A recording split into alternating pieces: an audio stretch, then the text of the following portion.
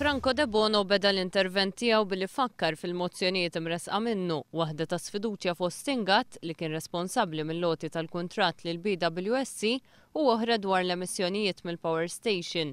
It-tnejn s'issa għadhom fuq l-iskaffa.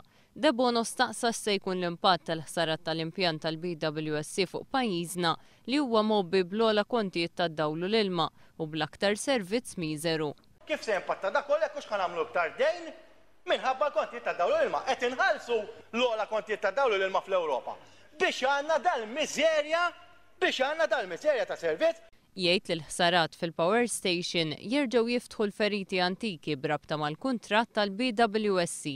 Il-putin li smajna, il-konflitti ta' interess, il-musical chairs, biex ma nsemmix ta' Joe Mitz, il-commission, it-taħwit, il-frejjeċ. Għalli ma jistax jifhem kif issa Lorenz Gonzi qed jipprova jieħu mertu tal-li fi kliemu il-BWSC se tassumi responsabilta tal-ħsarat.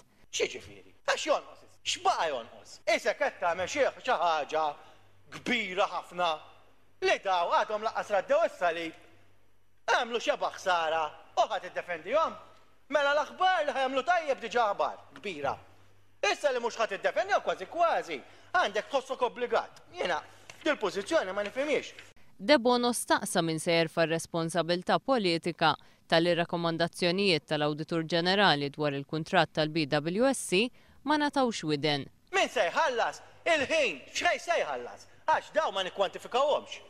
Il-ħin li ħela dal-pajjiż f'kontroversja bla bżonn. Intant id-deputat Joe Mizzi li kienu li qajjem il-każ ftit tal-jimilu qal li l-Gvern m'għandu l-ebda pjan għall-qasam tal-enerġija f'pajjiżna.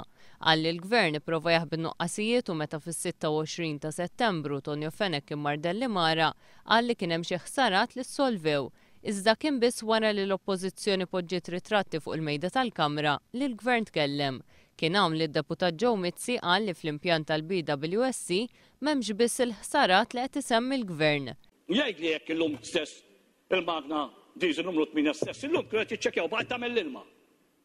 Meta inti kont tet li daw kollha ġew rajt ġew għaddhom il-variable test. Ifri għaddew inti stess iddikjarajt dawn l-affarijiet u ma veru xejn. Din hija s-sitwazzjoni, il-poplu għandu jkun jafu dawn l-affarijiet. Ma jħalli ħadd jitħabbih u l-obbligu tagħna li ma ħallux min jitħabbi l-poplu, Mr. Speaker. Id-deputat mexxej Laburista Anġelu Farrugia staqsa kemm se jiswew il-ħsarat u kemm huma l-ispejjeż li pajjiżna se jkollu jaffaċċja bl-użu tal-Power Station tal-Marsa.